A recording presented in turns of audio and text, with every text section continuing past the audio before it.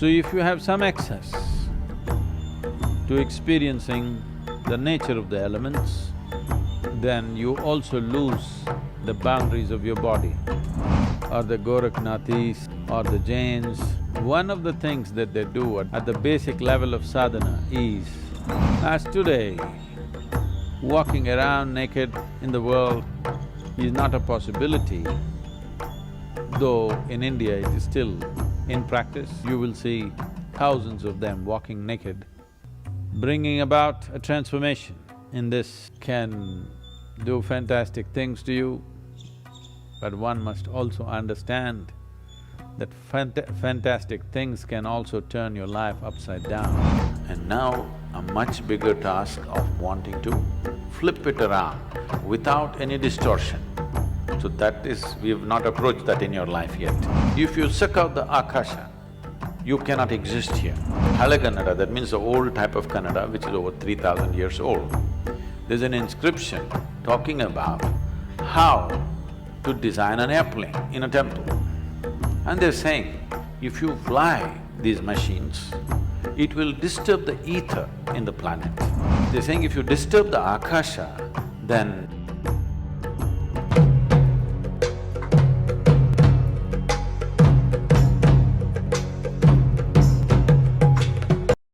the five elements that we recognize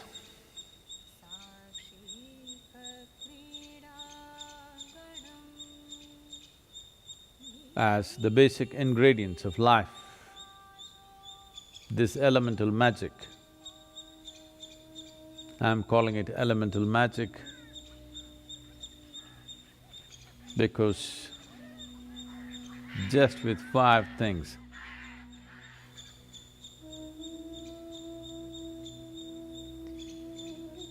not 5 million, just 5 things. With 5 things, too much has been done. With 5 things, what is presenting itself as cosmos, what is presenting itself as life, what is presenting itself as everything that we can see, hear, smell, taste and touch, is well beyond the permutations and combinations that we can think of. If something goes beyond the permutations and combinations, then it's no more mathematic, it is magic. So this elemental magic, to master this elemental magic is the most fundamental dimension of yoga. Essentially, when people want to be physically robust, then earth would be important. But for one who is on the spiritual path, one who wants to perceive, the most important thing is Akash. Why Akash becomes most important is, in the making of this human form, 72% of water, 12% of earth, 6% of air, 4% of fire is largely determined. The rest is Akash. When we said rest, we did not mean 6%, we said rest. Now, if you increase the proportion of Akash within the system, if you increase the proportion of Akash in the larger scape of who we are, then our ability to perceive is tremendously enhanced. If this proportion remains low or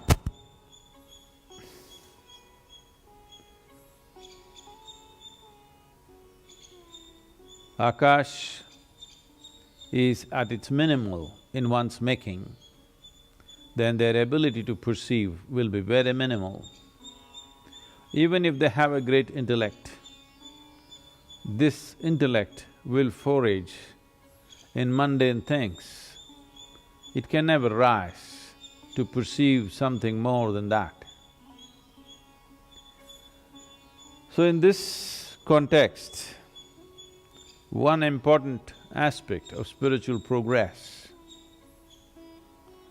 one important aspect of Vigyan or Vishesh Gyan, if one wants to perceive beyond five senses, if one wants to perceive that which is not physical in nature, if one wants to extend his antenna to larger dimensions of life, if one wants to explore the mystical nature of our existence, then enhancing the Akash is a very vital and necessary aspect. Akash is a boundless dimension. When the composition of Akash is enhanced, then boundlessness becomes the nature of one's being. If not boundlessness, at least a boundary that you cannot see and feel. This gives the individual person a great sense of freedom, a great sense of not being tied down to anything. This lack of bondage within oneself is an essential amount of space that one needs if they want to have some mastery over these five elements. This goes for human system also. To keep this system well, to keep this system in an efficient and effective mode, but not being identified with it, is a very important or the very important step one has to take if one has to have mastery over elements. Once there is a certain amount of mastery over the five elements, one will find there is no such thing as what is inward and what is outward, because elements don't respect your boundaries. To put it in the simplest form, as you sit here, you breathe. The air does not respect your boundary, it is constantly in and out. This is not just air, this is happening with everything. The food that you eat and whatever substance we relieve ourselves of and everything else is in constant transaction, or the elements do not respect the boundaries of your body. The boundaries of your body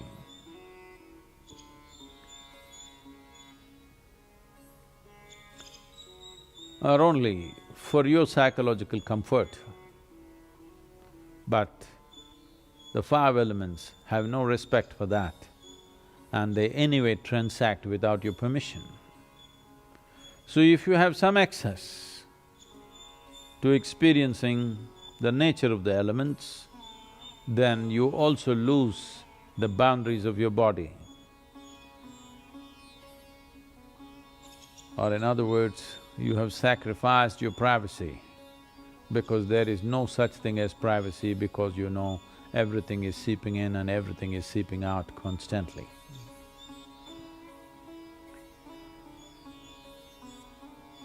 When one wants to gain mastery, one of the things that are commonly done is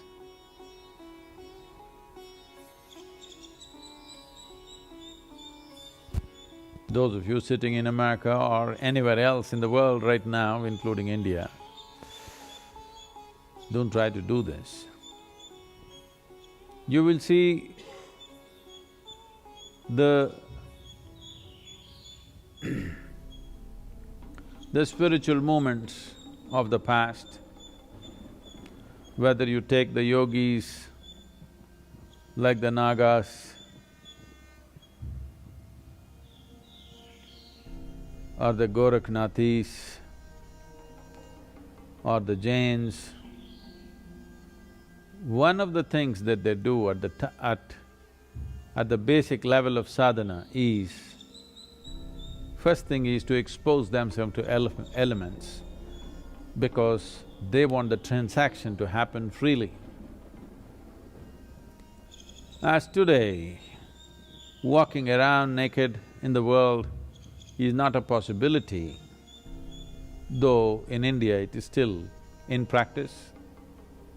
You will see thousands of them walking naked, not bothered about the social norms. That is not a possibility for all of you. So one simple thing that you can do is move to a looser level of clothing. Well, you may not look shapely, but there is no shape to you on the elemental scape. It is in constant transaction. To facilitate this, to be able to be conscious of this, one important thing is there is a little bit of space between your body and what you wear, that it is not tight-fitting clothes. This is one step that one can take to… If you pay attention, you will see beyond this breath, a whole lot of transaction is happening constantly across the body. If one pays enough attention to this transaction, then one will also slowly understand the nature and the composition of the elements within us, then enhancing one dimension or increasing the Akash in the system through appropriate practice becomes a possibility. And of course, once I say this, the first question is, Sadhguru, what is that practice? Practice doesn't come first, attention comes first. By attention, if one knows that there is transaction, not by intellect, but by attention, if one knows that there is a transaction, then how to tweak the transaction in our favor is something we can do. First thing is to take charge of the most obvious transactions. The most obvious transactions are breath, food, consumption of water, and the temperature of the body, and the temperature outside. These are the most obvious transactions. Just pay a little more attention to these obvious transactions. It always amazes me how breath, which is such an obvious transaction, and it doesn't happen quietly, it moves the entire body. But most people never ever notice it.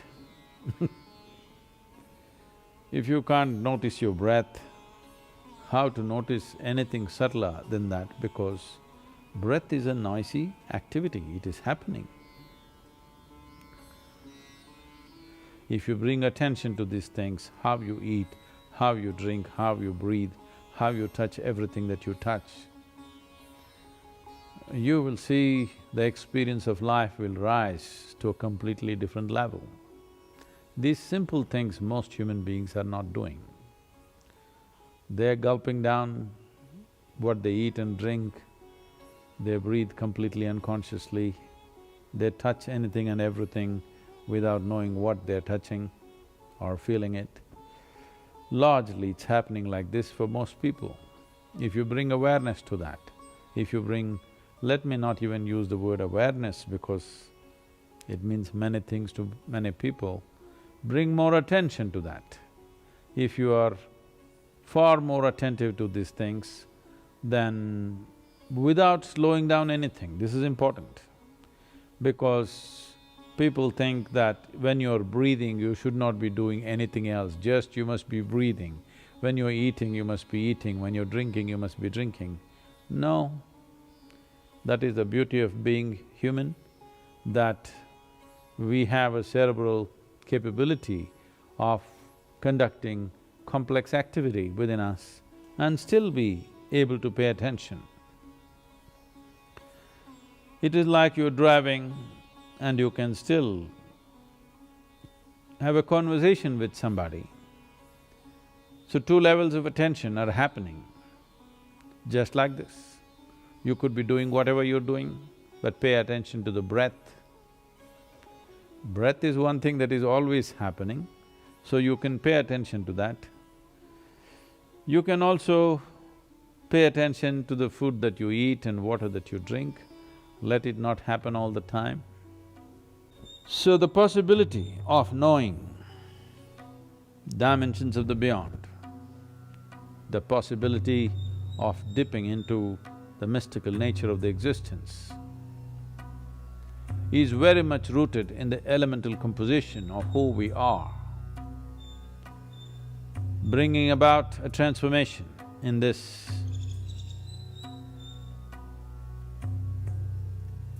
can do fantastic things to you, but one must also understand that fantastic things can also turn your life upside down.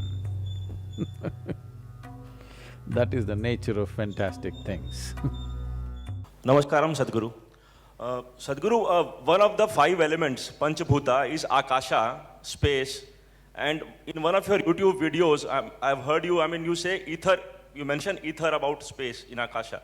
So once you, in your talk now, in time travel, you talk about space. So this ether and space in Akasha, I'm a bit confused. Can you please elaborate on the ether part? I'm glad you're confused. Because confusion is a much better state to be than stupid conclusions that one makes. Confusion means you're still looking, that's nice. That's my intent, to keep you confused. Yeah, because I want you to be seeking, always. Nobody said Akasha is space, we said Akash is ether. That's not an appropriate translation, but reasonably. Ether is not space, ether is a certain dimension of existence, subtle. When we say space, we are talking about kala or non-existence. We are talking about Shiva, that which is not. When we say Akash, we are talking about that which is. Here you are.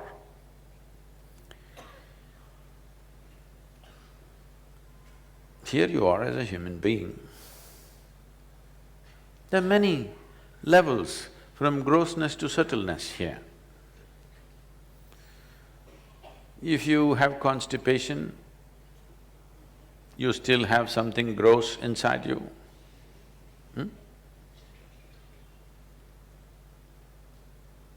Above that, there is a little more refined aspects of body. Above that, there is a lung full of air. Above that, there's a brain and thought and emotion and so many things. And there is life going in and out. And there is Akasha involved.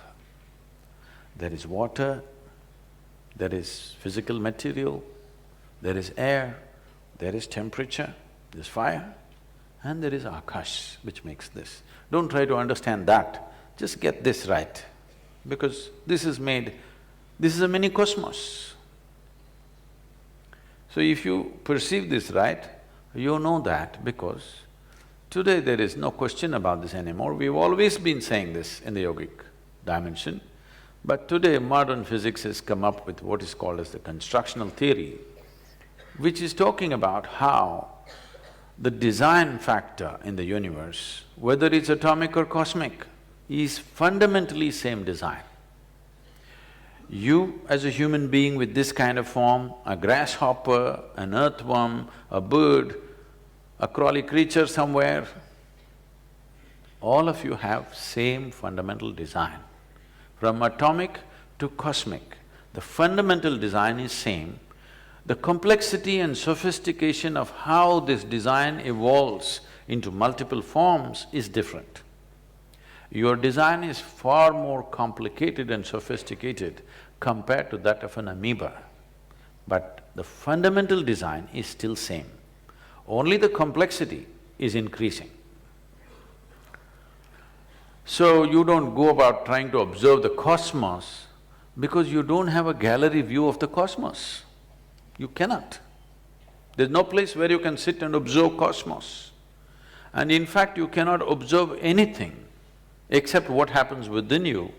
Even if you take a telescope and look at the star is happening only the way it projects in your mind, isn't it? Yes? You don't see any star. This is the reason why you see stars which don't actually exist. Many stars that you see don't exist, but they're projected in your mind in a certain way and that's how you know it. Or in other words, you only can experience this, or this is the only doorway through which you can experience anything. Whether you want to experience the food that you eat, or the air that you breathe, or the people around you, or the world around you, or the cosmos, you can only experience it the way this is. If this is very clear, you will see it the way it is. If it has taken many forms and shapes, you will see it in so many different ways. These days, I think largely the mirrors have gotten flat, you know. Even now, I think if you buy some cheap mirror, you will look like this. But if you get certain types of concave mirrors, you can definitely reduce your weight in a day. You just go stand, you look like a dash-on.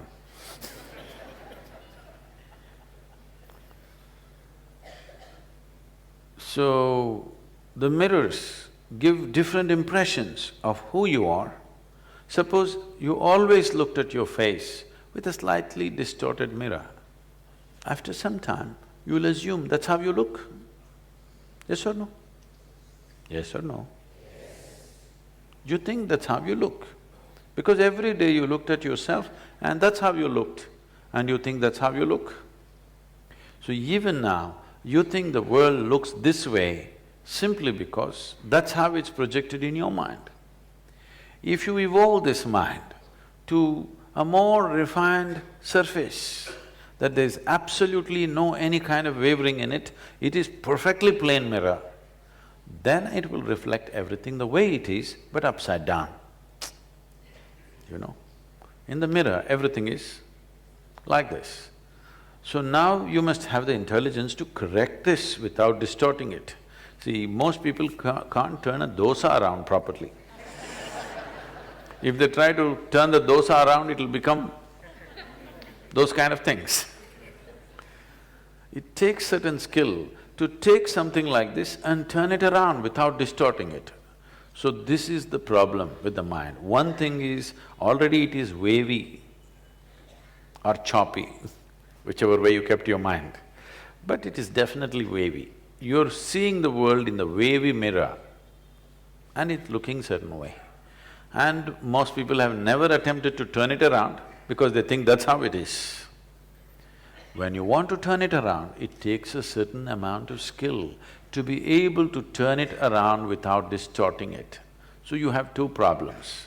One is to First flatten the mirror so that it is undistorted, and now a much bigger task of wanting to flip it around without any distortion.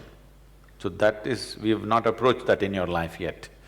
First to make the mirror absolutely without distortions. We still working on that one. Is this air very much a part of you as a life? Those who do not say anything, we're going to throttle you. Your life is spread all over here, isn't it? This is physical. Even in this physical, there are many levels of crudeness and subtlety, isn't it?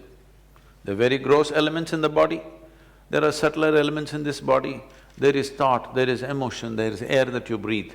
Or in other words, life is always from a hardcore crudeness to many subtleties. Depends how much you spread, that is how much subtlety you have in your life.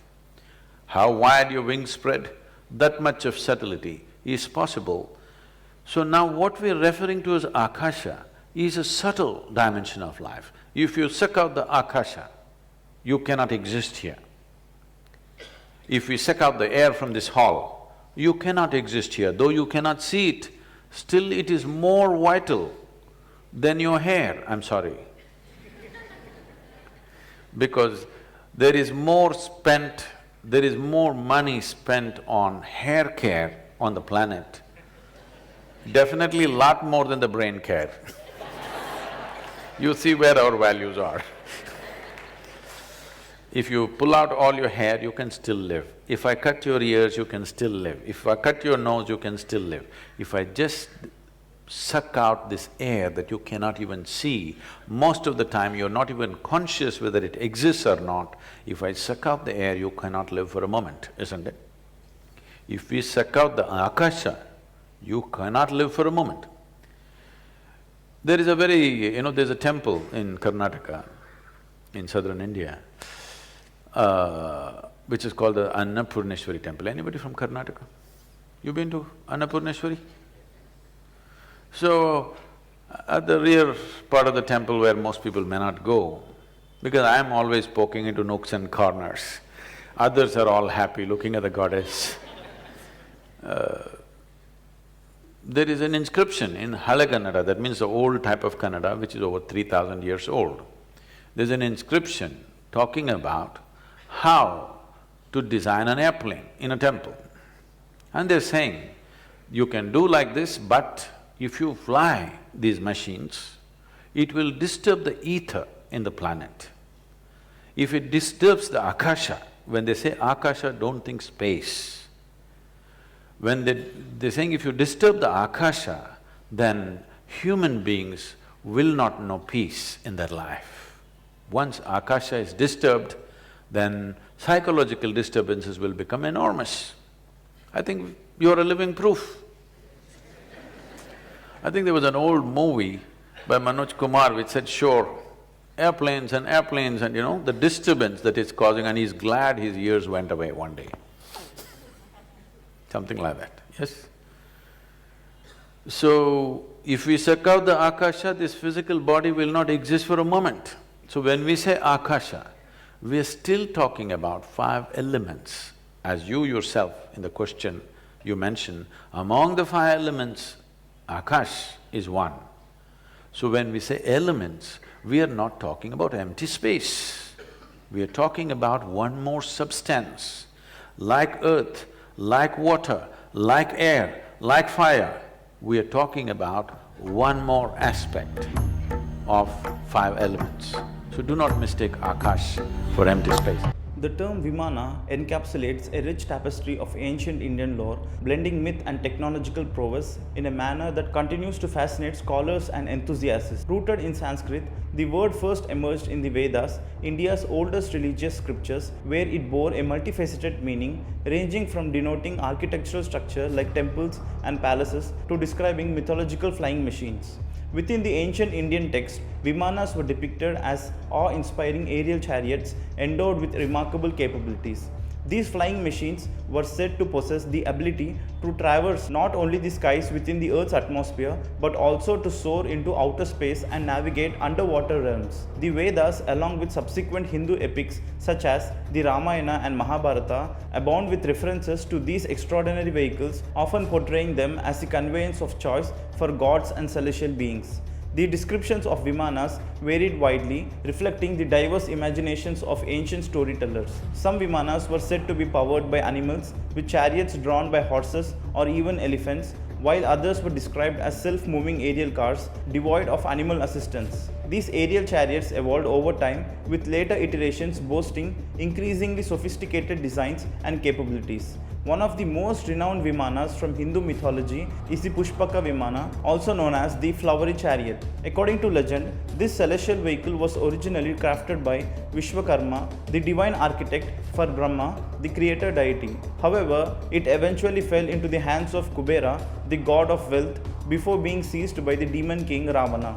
Described as reassembling the sun itself, the Pushpaka Vimana possessed the ability to traverse the cosmos at will and played a pivotal role in the epic tale of the Ramayana. The Mahabharata, another ancient Indian epic, further expands upon the concept of vimanas, depicting them as colossal flying chariots equipped with formidable weaponry. The genius Yavanas is created with the creation of a vimana with 4 solid wheels, showcasing the diverse ingenuity attributed to these mythical aircraft. Intriguingly, ancient Indian texts provide detailed accounts of vimana propulsion systems and engineering principles. References to mercury vortex engines and descriptions of gyroscopes housed within sealed liquid mercury vortexes hint at a level of technological sophistication that is both remarkable and enigmatic. These texts also dwell into the materials used in vimana construction, the attire of the pilots, and even the onboard weaponry, resembling ancient flight manuals similar to those found in modern aircraft. The Vaimanika Shastra, a Sanskrit text translated in the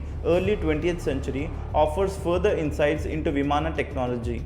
It dwells into the definitions of airplanes, pilots, aerial routes, and provides intricate descriptions of various types of aircraft. Moreover, it outlines secrets of aircraft construction, including techniques to ensure durability, fire resistance, and even invisibility. The enduring fascination with vimanas extends beyond ancient texts into contemporary literature, film, and popular culture. Authors like David Hatcher Childress have explored the mysteries of vimana construction, while filmmakers have depicted these mythical aircraft in visually stunning productions. Moreover, vimanas have found their way into video games where they serve as vehicles for interstellar exploration and adventure. Despite the speculative nature of vimana lore, there are intriguing parallels with modern scientific advancements. NASA's effort to develop ion engines and propulsion systems bear resemblance to concepts described in ancient texts, sparkling debates about the potential convergence of ancient wisdom and modern technology. Similarly, discoveries of ancient instruments in caves across Central Asia hint at a legacy of technological innovation